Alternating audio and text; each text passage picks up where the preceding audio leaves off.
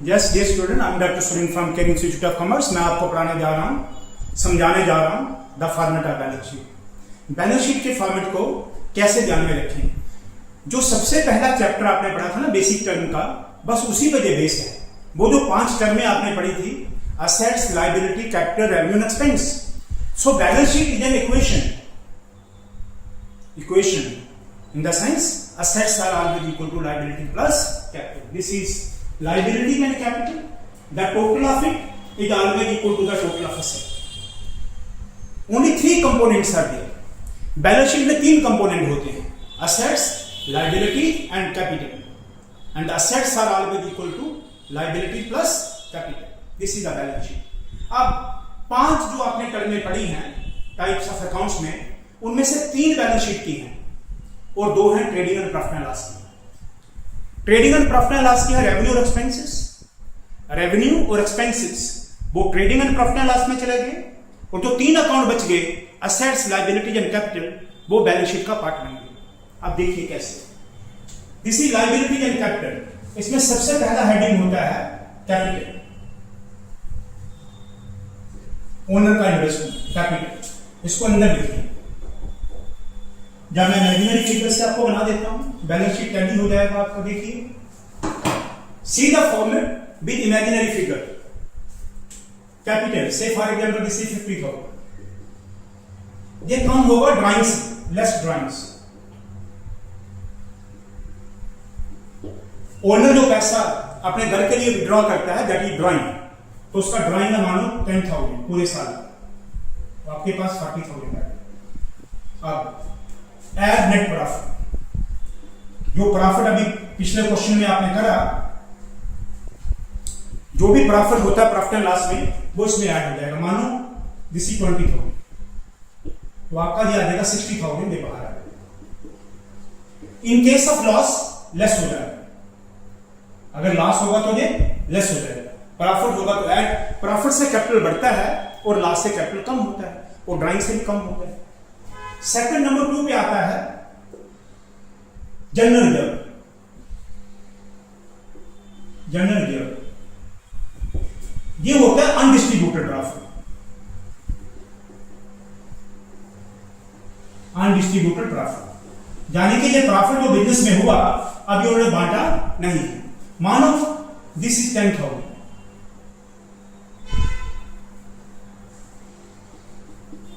इसको बोलते हैं फ्लोइंग बैक ऑफ प्रॉफिट। यानी कि बिजनेस में प्रॉफिट अर्न करा, लेकिन बिजनेस में ही रहने दिया। उससे क्या हुआ कि बिजनेस को बाहर से उधार नहीं लेना पड़ा, बिजनेस से अपने जो फंड हैं वो बढ़ गए हैं, काम करने वाला पैसा बढ़ गया है।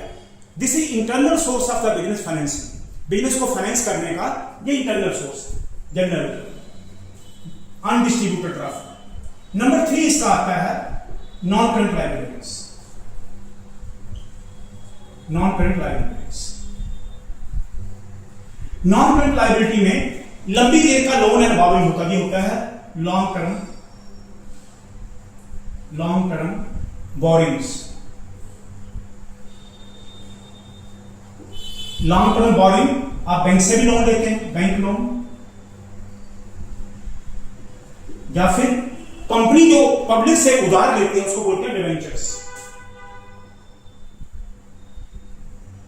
Debenture is a loan rate by the company from the public. Public से लोन लेती है कंपनी, तो वो उसका लॉन्ग टर्म लोन होता है। मानो बैंक लोन आपका है 20,000, और डिबेंचर ऐसे लिखा होता है 10% डिबेंचर। यानी कि डिबेंचर जो कंपनी ने डिबेंचर बेच के जो पब्लिक से लोन लिया है, उसका रेट ऑफ इंटरेस्ट 10% है। मानो कि 10,000 है। ये सारी फिगरें इमेजिनरी है। नंबर 4 पे होता है current liabilities. Liability,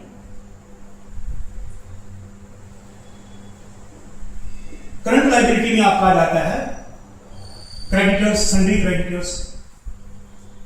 creditors, bill payable, आपने सामान ले लिया लेकिन पैसा भी देना बाकी है। आउटस्टैंडिंग एक्सपेंसेस, आपने किसी से काम करवा लिया है लेकिन पैसा भी देना बाकी है, आउटस्टैंडिंग एक्सपेंसेस। बैंक ओवरड्राफ्ट, आपने टेम्परेरी बैंक से उधार लिया है,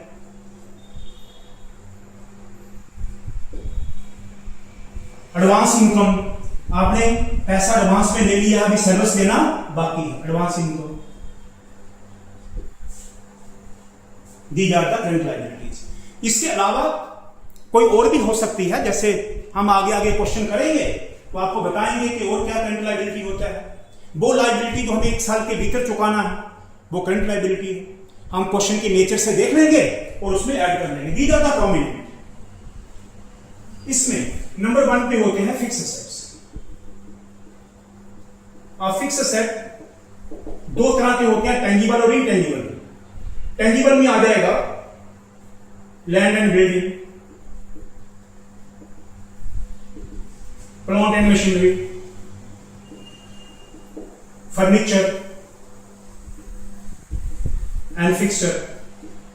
जो दीवार के साथ फिट हो गया उसको बोलते हैं फर्नीचर एंड फिक्सचर, एक जगह पे फिक्स हो गया। व्हीकल्स, गाड़ियां, ऑफिस इक्विपमेंट्स,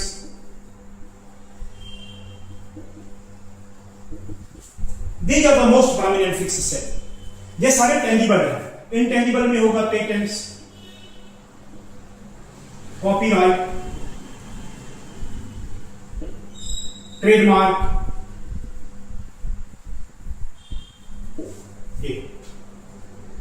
नंबर 2 में आता है इसका इन्वेस्टमेंट।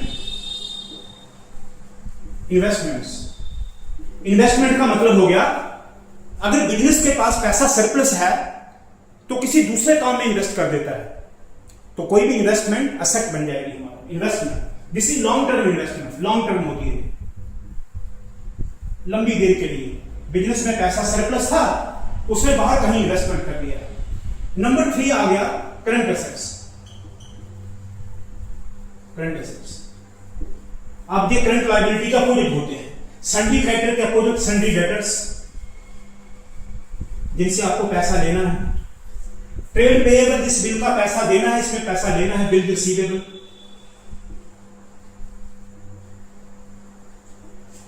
इसमें आउटस्टैंडिंग एक्सपेंस है, आपने एक्सपेंस को किसी की सर्विस ले ली और पैसा देना है। इसमें प्रीपेड, हमने अभी सर्विस लेनी है, पैसा पहले दे दिया है, प्रीपेड एक्सपेंसेस। इसमें बैंक ओवरड्राफ्ट है, हमने टेम्परेरी बैंक से उधार लिया है, इसमें हमारा पैसा बैंक में है, cash at bank, cash in hand, जब हमारे पास कैश है, जब बैंक में पैसा पड़ा है। जहां हमने एडवांस लिया है, जहां हम एडवांस दे सकते हैं, एडवांसेस टू सप्लायर्स, हमने जिससे सामान खरीदना उसको एडवांस दे दिया।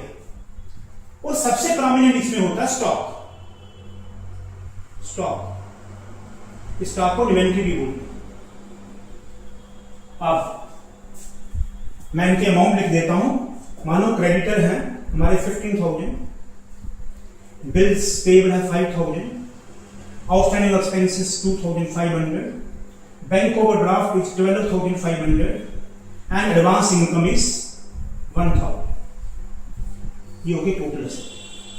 अब fix asset, land and building, this is 40,000, plant and machinery 20,000,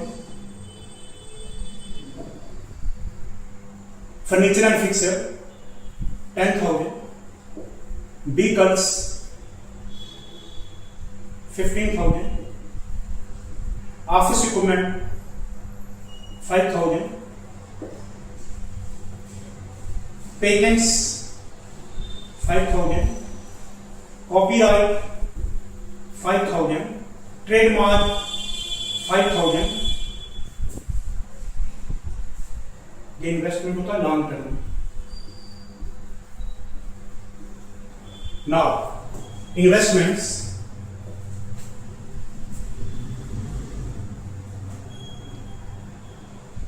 मैं इसका टोटल लगा लूं सो दैट उसके टोटल को बराबर कर पाऊं। 60%, 70, 90, 1 लाख, 15,000, 20,000, 1,20,000, 1,35,000, 1,36,000। This is 1,36,000। उतना ही टोटल मेरी बैलेंस शीट के असेट साइड में आना चाहिए। तो मैं फिगरों को ऐसे एडजस्ट करूंगा। ध्यान रखें, balance sheet is equation, liabilities and capital are always equal to assets, तो मुझे उतना ही टोटल उधर मैच करना है।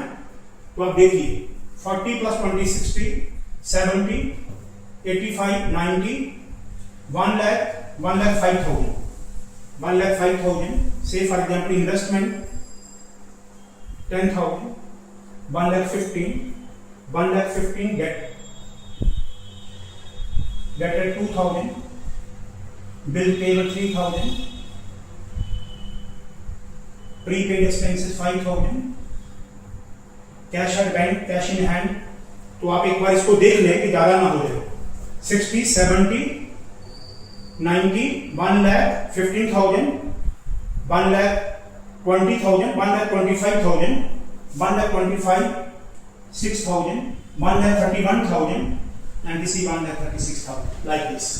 जब भी आप बैलेंस शीट बनाओगे तो आपके लाइबिलिटी और कैपिटल का टोटल असेट के बराबर आएगा। मैंने आपको सारी टर्म समझा दी इमेजिनरी फिगर के साथ कि the sum of liabilities and capital is always equal to assets. This is based on accounting equation principle. अब फिर से देखिए, सबसे नंबर वन पे टर्म आता है कैपिटल, वो ड्राइंग से कम होता है और प्रॉफिट से बढ़ता है ऐसे। फिर आता है reserve undistributed profit. Undistributed profit का ओनर कौन होता है? कौन उसका मालिक है? बिजनेस का मालिक ही उसका ओनर है। इसका मतलब जिनका कैपिटल है उन्हीं का डेबिट है। रिजर्व नॉन करंट लायबिलिटी लंबी देर के लिए हमें उधार लिया, लंबी देर जो लोन वर्ड है ना, loan this is long term, debenture भी लॉन्ग टर्म, ये दोनों लॉन्ग टर्म है। करंट लायबिलिटी जो एक साल के भीतर चुकाना है, creditors, bill payable, outstanding expenses, हमें किसी से काम करवा लिया पैसा देना है, बैंक ओवरड्राफ्ट टेम्परेरी बैंक से उधार लिया और किसी का एडवांस हमने ले लिया, अभी उसको सर्विस देनी है। This is 1,36,000।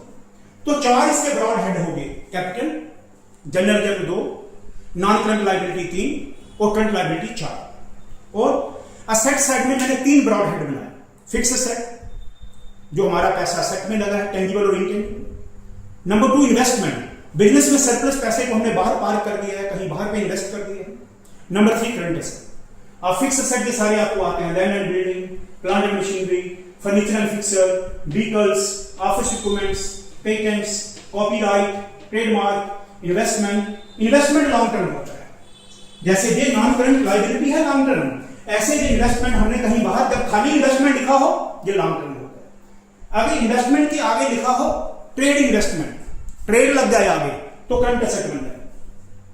फिर आगे करंट एसेट, क्रेडिटर के अपोजिट डेटर, बिल पेएबल के अपोजिट बिल रिसीवेबल, आउटस्टैंडिंग के अपोजिट प्रीपेड, बैंक ओवरड्राफ्ट के opposite cash and bank balance और लास्ट में स्टॉक और inventory. These are the broad categories. प्यारे बच्चों, आशा करता हूं आपको समझ आया होगा। The sum of liability plus capital is always equal to the sum of asset.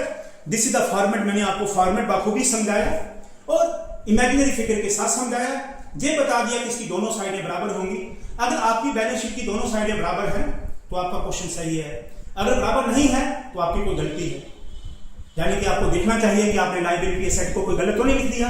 आशा करता हूं आपको समझ आया होगा। इसी तरह चैनल को देखते रहिए, सब्सक्राइब करिए, फॉलो करिए और आगे के वीडियो जो आपके आने वाले हैं आप सब्सक्राइब करेंगे तो आपके डोर स्टेप पे पहुंच जाएंगे।